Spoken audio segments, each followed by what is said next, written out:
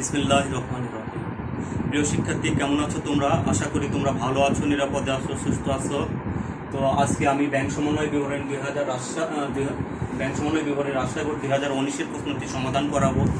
তো মূল আলোচনায় যাওয়ার আগে যারা এখন পর্যন্ত আমার চ্যানেলটিকে সাবস্ক্রাইব করো নাই তারা আমার চ্যানেলটিকে সাবস্ক্রাইব করে নাও এবং পাশে থাকা বেল আইকনটি বাজিয়ে রাখো, যাতে করে পরবর্তী আপডেট আসার সাথে সাথে তোমরা নোটিফিকেশান পেয়ে যেতে পারো।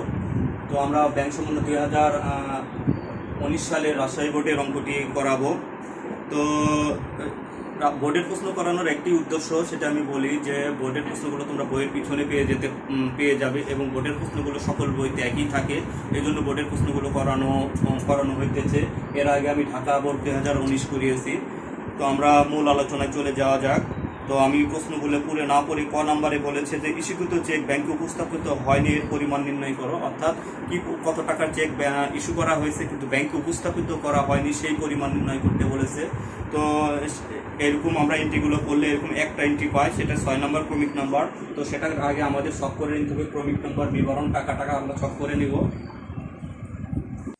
তো শিক্ষার্থী 6 নম্বর এন্ট্রিটা আমি পড়ি। 2000 টাকা, 3500 টাকা, 5000 টাকার 3টি চেক ইস্যু করা হয়েছিল, কিন্তু এর মধ্যে 5000 টাকার চেকটি যথাযথভাবে ব্যাংকে পরিশোধের জন্য উপস্থাপিত হয়েছে। অর্থাৎ 3টা চেকের মধ্যে একটি চেক উপস্থাপিত হয়েছে, বাকি 2টি চেক উপস্থাপিত হয়নি। তো এটা করার জন্য আমরা ক্রমিক নম্বর 6 দিয়ে প্রথমে লিখব মোট ইস্যুকৃত চেক। মোট ইস্যুকৃত চেক আমরা ব্র্যাকেটে যোগ দিয়ে নেব। মোট ইস্যুকৃত চেক 2000 যোগ 3500 যোগ 5000 যোগ করলে যেটি 3 2 5 10,500। তো এখান থেকে আমরা বাদ দিয়ে দিব যেটা উপস্থাপিত হয়েছে, বাদ ব্যাংকে উপস্থাপিত চেক।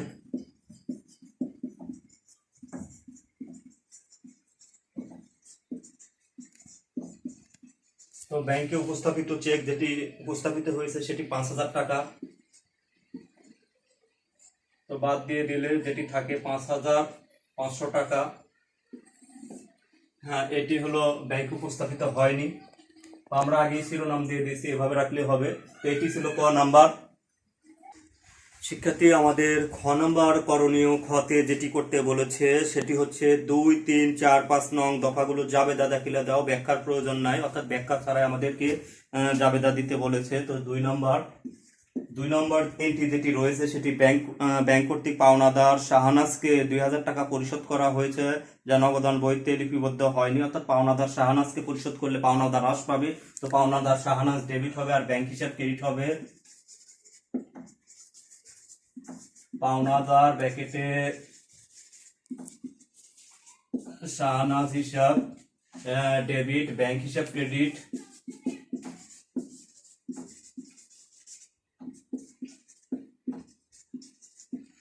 তো টাকার পরিমাণ ছিল 20,000 টাকা। আমাদের ব্যাখ্যার প্রয়োজন নাই। এরপরে 3-এ যেটি বলেছে দেনাদার কর্তৃক সরাসরি ব্যাংকে জমা দান 8,000 টাকা নগদান বইতে লেখা হয়নি। অর্থাৎ দেনাদার কর্তৃক সরাসরি ব্যাংকে জমা দিলে আমাদের ব্যাংকের টাকা বৃদ্ধি পাবে, সুতরাং ব্যাংক হিসাব ডেবিট হবে, দেনাদার হিসাব ক্রেডিট হবে।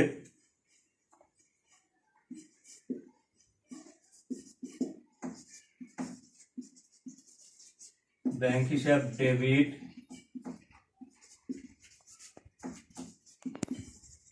দেনাদার হিসাব ক্রেডিট। টাকার পরিমাণ 8,000।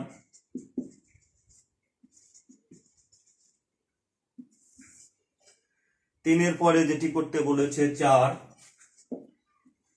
4-এ যেটি বলেছে আদায়ের জন্য ব্যাংকে 5,000 টাকা চেক জমা দেওয়া হয়েছে, কিন্তু ব্যাংক এত তারিখের মধ্যে ব্যাংক আদায় করতে পারেনি।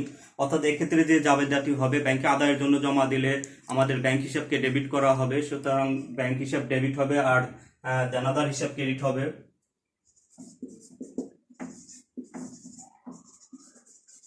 ব্যাংক হিসাব ডেবিট,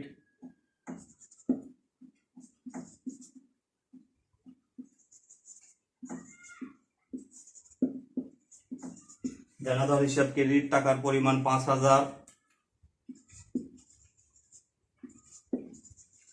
তো শিক্ষার্থী, এই এন্ট্রি সম্পর্কে আমি একটি কথা বলে রাখি যে আদায়ের জন্য জমাকৃত চেক ব্যাংক এখন আদায় করতে পারেনি।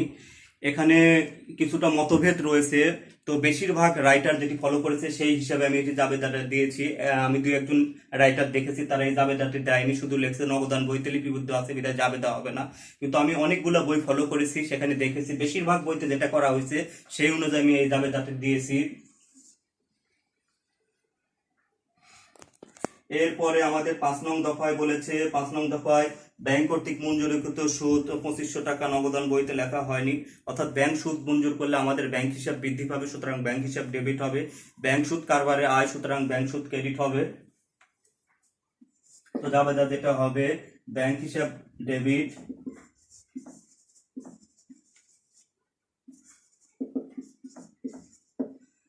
ব্যাংক হিসাব ডেবিট, ব্যাংক মঞ্জুরিকৃত সুদ হিসাব ক্রেডিট।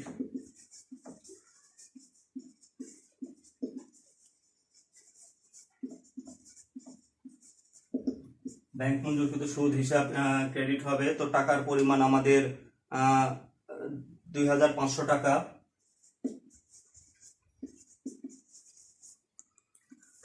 তো এই ছিল খ নাম্বার শিক্ষার্থী।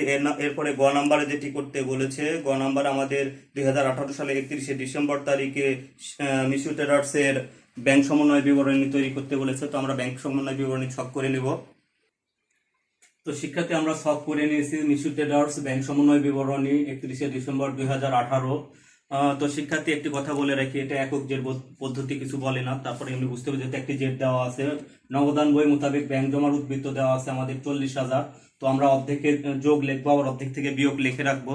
তো আরেকটি কথা বলে রাখি যে নগদান বই মোতাবেক ব্যাংক জমার উদ্বৃত্ত এবং পাস বই মোতাবেক ব্যাংক জমাতিরিক্ত বললে আমরা একইভাবে করব। কিন্তু যদি আমাদের নগদান বই অনুযায়ী ব্যাংক জমাতিরিক্ত বলতো তাহলে এখন যে এন্ট্রিগুলো যোগ হবে পরে, মানে যদি জমাতিরিক্ত বললে তার বিপরীত হইতো, অর্থাৎ যেটা যোগ হইতো সেটা বিয়োগ হইতো। তো শিক্ষার্থী সেটা আমরা পরে আর দুই একটা অঙ্কে দেখবো। তো আমরা এই অঙ্কে যেটা বলেছে নগদান বই মোতাবেক ব্যাংক জমার উদ্বৃত্ত 40,000 টাকা। তো এরপর আমরা এন্ট্রিগুলো সিরিয়াল বাই পড়ে কোনটা কোথায় যাবে সেই অনুযায়ী দিয়ে দিব। তো 2 নম্বর যে ইয়াতে বলেছে ব্যাংক কর্তৃক পাওনাদারকে পরিশোধ করা হয়েছে 20,000 টাকা। অর্থাৎ ব্যাংক যদি পাওনাদারকে পরিশোধ করে তাহলে ব্যাংকের টাকা কমে যাবে, ব্যাংকের টাকা কমে যাবে। তার ব্যাংকের সমান করতে হলে আমাদের কি করতে হবে, নগদান বইতে বিয়োগ করতে হবে। তো আমরা লিখবো ব্যাংক কর্তৃক পাওনাদারকে পরিশোধ,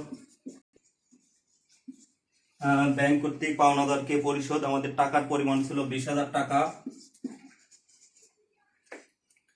3তে বলেছে দেনাদার কর্তৃক সরাসরি ব্যাংকে জমা দান। অর্থাৎ দেনাদার যদি সরাসরি ব্যাংকে জমা দেয় তাহলে ব্যাংকের টাকা বৃদ্ধি পাবে। ব্যাংকের টাকা সমান করার জন্য আমাদের নগদান বইতে যোগ করতে হবে। তো লিখবো দেনাদার কর্তৃক সরাসরি ব্যাংকে জমা দান। তো দেনাদার কর্তৃক ব্যাংকে সরাসরি জমা দান, টাকার পরিমাণ ছিল 8,000 টাকা। টাকার পরিমাণ ছিল 8,000 টাকা। এরপরে 4 তারিখ যেটি বলেছে, 4 নাম্বার যেটা বলেছে আদায়ের জন্য ব্যাংকে 5,000 টাকার যে জমা দেওয়া হয়েছিল কিন্তু ব্যাংক এখন আদায় করতে পারেনি। অর্থাৎ আমরা যখন আদায়ের জন্য জমা দিয়েছিলাম তখন নগদান বইতে আমরা ডেবিট পাশে লিখেছিলাম, অর্থাৎ নগদান বইয়ের জোর বাড়িয়ে লিখেছিলাম। যেহেতু ব্যাংক এখন আদায় করতে পারেনি তার মানে ব্যাংকের টাকা বৃদ্ধি পায়নি, অর্থাৎ ব্যাংকের টাকা কম আছে। সমান করার জন্য এখন এটা আমাদেরকে বিয়োগ করতে হবে। তো আমরা লিখবো আদায়ের জন্য জমাকৃত চেক ব্যাংক কর্তৃক আদায় হয়নি। তো চেক ব্যাংক কর্তৃক আদায় হয়নি। তো টাকার পরিমাণ ছিল 5,000 টাকা। এরপরে 5-এ যেটি বলেছে ব্যাংক মঞ্জুরিকৃত সুদ, অর্থাৎ ব্যাংক মঞ্জুর সুদ করলে ব্যাংকের টাকা বৃদ্ধি পাবে। তাহলে সমান করার জন্য আমাদেরকে কি করতে হবে, যোগ করতে হবে। তো আমরা লিখবো ব্যাংক মঞ্জুরিকৃত সুদ, সুদের পরিমাণ ছিল 2,500 টাকা, 2,500 টাকা। এরপরে 6 তারিখে 2,000 টাকা, 3,500 টাকা, 5,000 টাকার 3টি চেক ইস্যু করা হয়েছে, কিন্তু 5,000 চেকটি যথাযথভাবে ব্যাংকে উপস্থাপিত হয়েছে। অর্থাৎ যে চেকটি ব্যাংকে উপস্থাপিত হয়েছে এটা তো আমাদের গড়মিলের কারণ না, অর্থাৎ যেটা উপস্থাপিত হয়নি যতটুকু আমরা ক নম্বরে বের করে নিয়েছিলাম যে 5,500 টাকার চেক ব্যাংকে উপস্থাপিত হয়নি, এই যত টাকা ব্যাংকে উপস্থাপিত হয়নি এটাই গড়মিলের কারণ, এইটুকুই আমাদের ব্যাংক সমন্বয় বিবরণীতে আসবে। তো আমরা লিখবো যে ইস্যুকৃত চেক ব্যাংকে উপস্থাপিত হয়নি। তো ইস্যুকৃত চেক ব্যাংকে ইস্যু করার অর্থাৎ আমরা নগদান বইতে আমরা কমিয়ে দেখিয়েছি। তো যেহেতু ব্যাংকে এখন উপস্থাপিত হয়নি, ব্যাংকের টাকা বেশি আছে, তো সমান করার জন্য আমাদের নগদান বইতে কি করতে হবে, যোগ করতে হবে। তো ইস্যুকৃত চেক ব্যাংকে উপস্থাপিত হয়নি, আমরা এখানে পাশে ছোট্ট করে লিখে দিব ক হতে 5,500 তো শিক্ষার্থী এই ছিল আমাদের এখন আমরা যোগ করে নিব। এতটুকু যোগ করে এটার সাথে যোগ করতে হবে, এটা যোগ করে এখান থেকে বিয়োগ দিয়ে দিতে হবে। তো আমরা যোগটা করে নিই।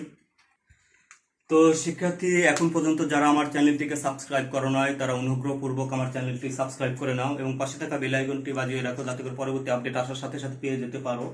তো আমরা এখন যোগ করে নিয়েছি। যোগ করলে এই পাশে যোগের পাশে 16,000 আর এই 40,000 যোগ করলে 56,000, বিয়োগের পাশে 25,000, বাদ দিয়ে দিলে যেটি ব্যালেন্স থাকে 31,000।